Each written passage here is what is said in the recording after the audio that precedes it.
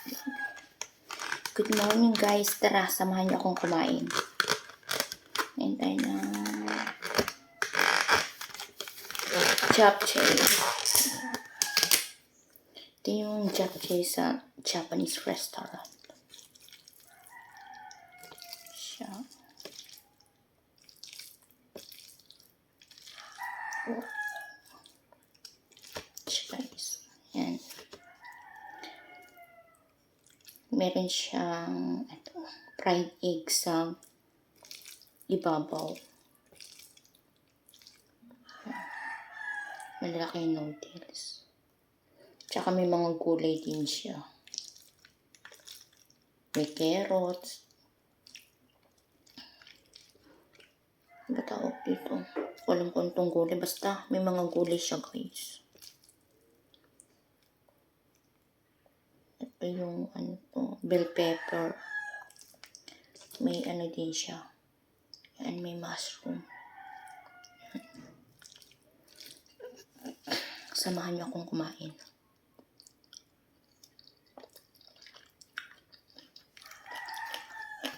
Kung na ito nilipat sa sa plato, dito ko na lang kakainin. Ito ako lang naman kakain nito eh. Madadagdag pa yung hugasan. Paglilipat ko. At least, mamaya ito na rin yung hugasan. Masarap siya guys. Yung lasa niya is may pagkamatamis, sweet, at saka konting alat. Para bang pinaghalo yung tamis at konting alat.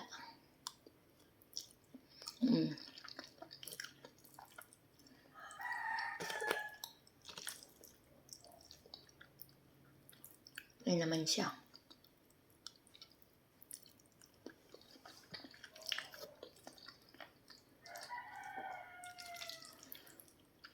Masarap kasi ito eh.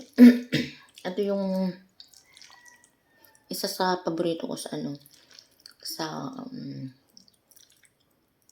ibang restaurant to. Sa Japanese restaurant.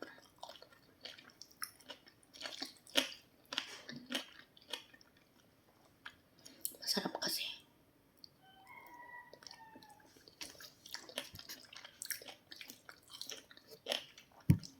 Sa sobrang dami nito guys, pag naubos ko, busog na ako. Pero di ko alam kung mauubos ko ba ito lahat. Sobrang takaw ko naman. Nag-diet pa naman ako. Pero kumakain ako, naka-calorie deficit lang ako.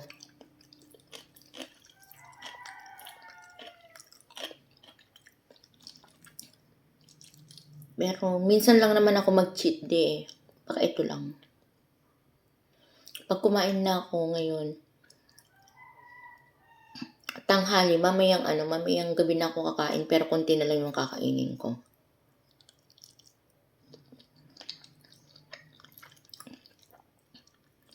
Para hindi dumagdag sa kilo ko. Kasi itong noodles, siyempre ito. Carbo to eh. Malakas na makataba. Makalagdag ng kilo.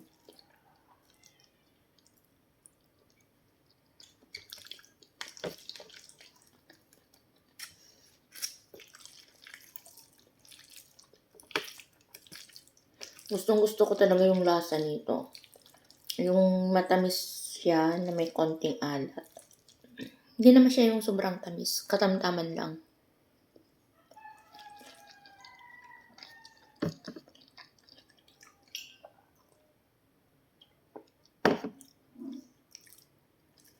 Kaya pag gusto nyo kumain sa sa mga ibang restaurant sa Japanese, meron nito eh. Masarap siya. Kaya ito lang yung in-order ko, pinap-order ko sa anak ko ito.